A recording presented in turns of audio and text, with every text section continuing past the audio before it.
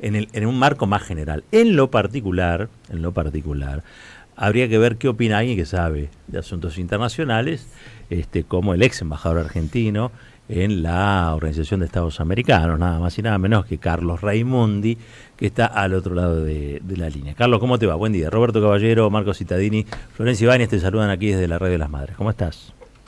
Bueno, ¿qué tal? Buen día. Un gusto muy grande poder conversar, Roberto. Igualmente, Carlos. Obviamente el tema en cuestión, digamos, ¿no? El gendarme, que es el caso del gendarme a esta altura. ¿Qué se puede decir?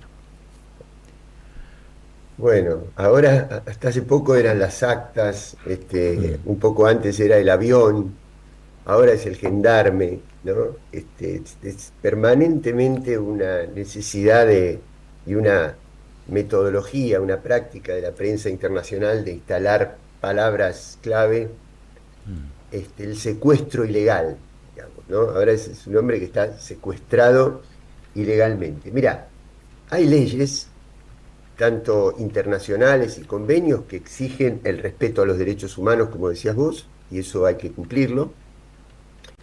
Eso tendría que cumplirlo la Argentina también cuando vota en los organismos internacionales, ¿no? Cuando Tal ha cual, votado tal cual. sistemáticamente en contra de los derechos humanos de distintos pueblos. Así que eso ya disminuye mucho la credibilidad del discurso de los derechos humanos.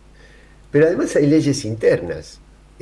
Nosotros hace un par de años tuvimos el episodio de un avión de bandera venezolana que llegaba aquí, que había cumplido un trabajo particular, llegaba para reaprovisionarse de combustible, fue desguazado completamente y fueron detenidos y estuvieron meses detenidos en investigación los tripulantes del avión y después se comprobó que no había absolutamente nada.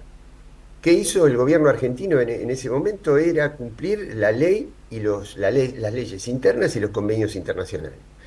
Y es lo que está haciendo en este momento Venezuela, porque aquí hay digamos, vamos a separar las cosas. Si esto se trató de un viaje personal, Ujú. indudablemente es muy sospechoso porque entra por una frontera caliente, que es por donde suelen ingresar las operaciones políticas y de desestabilización económica que se hacen en Venezuela.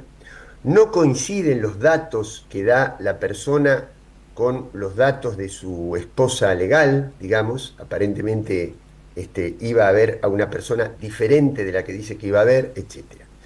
Y la otra alternativa es que se trate de un viaje institucional, porque hay una autorización expresa de la Gendarmería a este gendarme en particular para que para que viaje a Venezuela.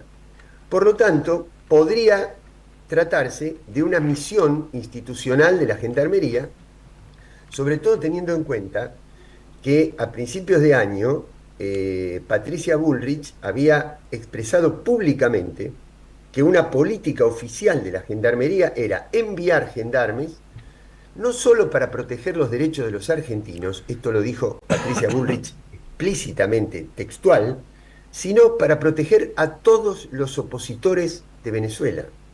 Es decir, Mm. está tomando ya un cariz político. Muy bien. Si se trataba de un viaje institucional, tenía que estar avisado como corresponde cuando entra cualquier miembro de una fuerza militar o de una fuerza de seguridad extranjera en otro país. Claro. No lo estuvo. Ujú. Por lo tanto, ¿qué es lo que está haciendo Venezuela? ¿Secuestrando ilegalmente a una persona? No. Reteniéndolo en un lugar, con su abogado, con su régimen institucional, etcétera, hasta tanto se esclarezcan las condiciones del ingreso de esta persona, cuáles eran los objetivos, etcétera, de una manera infinitamente más lícita de lo que había procedido la Argentina con el avión venezolano hace un par de años. Así que yo lo tomo nuevamente como una cuestión de la prensa internacional que necesita socavar la legitimidad de la próxima asunción de Maduro, Roberto. Mm. Vos, yo, la audiencia, tu equipo, todos sabemos que si fuera verdad que en Venezuela Maduro perdió y ganó el candidato opositor por un 70%, como dicen los gobiernos extranjeros que reconocen a Edmundo González y a Corina Machado, ese país sería un polvorín, no podría existir. Y sin embargo, el 10 de enero va a asumir el gobierno. El resto de los países del mundo, salvo los más enemistados y los más combatientes de la política de soberanía que trata de llevar el gobierno de Venezuela, van a reconocer ese gobierno, van a mantener las relaciones, va a haber una nueva mise en scène de un presidente que está reconocido en el exterior y no por su propio pueblo y no en su propio territorio. Claro, claro. Así que, ahora, dicho esto, obviamente lo que tiene que hacer tanto el gobierno de Venezuela como el de Argentina, como el de todos los gobiernos, es respetar las leyes, los tratados y los derechos humanos en general, ¿no? ¿Vos crees que puede llegar a escalar el caso, quiero decir, las declaraciones de Bullrich, hablando de casi un acto de guerra, los dichos de Florencia Arieto, que dijo que había que entrar a territorio venezolano y extraer al nacional? ¿Vos crees que son provocaciones o que en realidad Argentina pudiera verse involucrada en un hecho de desestabilización de manera oficial, quiero decir, a nivel gubernamental directamente? Mira, yo voy a tratar de poner en contexto esto que vos decís. ¿Cuál es el contexto? Acaba de ganar Trump en los Estados Unidos. Sí. Maduro va a asumir el 10 de enero, Trump va a asumir el 20 de enero. Uh-huh. Ayer acaba de ratificar Trump que su gran objetivo es el enfrentamiento comercial con China, para lo cual tiene que fortalecer la economía de los Estados Unidos. Y por lo tanto él piensa, al menos esto es lo que declara, y daría la impresión de que es así, en que necesita estabilizar de alguna manera las otras zonas de conflicto para centrarse en la guerra comercial con China.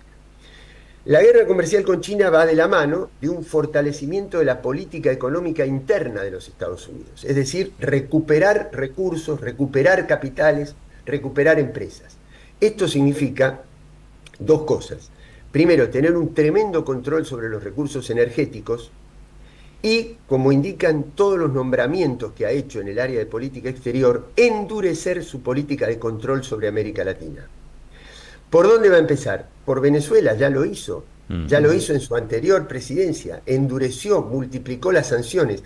Cuando yo llegué a la OEA, que Trump era el presidente, Venezuela estaba sometida al TIAR, al tratado militar que tiene América Latina, porque la consideraban al gobierno de Venezuela una agresión extracontinental a los intereses de Estados Unidos y había que aplicarle el tratado militar. Claro. Una cosa desopilante. Y lo último es, en un eje Trump, Bolsonaro, Milei, indudablemente pueden escalar absolutamente estos conflictos, porque Patricia Bullrich es una persona que tiene vínculos con las redes de espionaje y de inteligencia internacional, tanto de los Estados Unidos como del gobierno de Israel, así que eso tiene una capacidad para verse aumentado su discurso en la prensa, que indudablemente lo puede instalar y lo puede escalar como un conflicto internacional. Claro. Carlos, ¿qué tal? Marco Cittadini te saluda. Se da esta situación en un momento en el que evidentemente el gobierno argentino, yo no sé si en componenda, como vos decís, con el presidente electo Donald Trump o no, pero intensifica la presión, ¿no? Porque fue Gerardo Huerten que la semana pasada justamente estuvo en un Zoom o en una cosa virtual, en un encuentro virtual de la OEA, de nuevo denunciando la situación de la embajada y de los asilados en la embajada. O sea, parece como una especie de coordinación perfecta de los hechos con las opiniones y las presentaciones, ¿no? Mira, Marcos, lo primero que hay que plantearse es quién es Huerten y qué representa. Porque si no sacamos de contexto y miramos únicamente el episodio, miramos un cuadro de la película y no la película. Huerten es quien contactó a Milei con los sectores más conservadores del sionismo y de la influencia del sionismo más reaccionario, en los Estados Unidos, y ahora eso está subido a escala planetaria, porque antes era el embajador en Estados Unidos y ahora es el canciller. Segundo, todos sabemos lo que es la OEA y qué representa. Así que por eso te decía que hay que ponerlo dentro del contexto. Es decir, Trump necesita la energía de la Argentina y Milei necesita entregarle a Trump la energía de la Argentina, porque el año próximo, el 2025, se invierte la ecuación financiera del país, que hasta el año 2023 era deficitaria en términos de importación de energía, y a partir del año 25 es ostensiblemente superavitaria.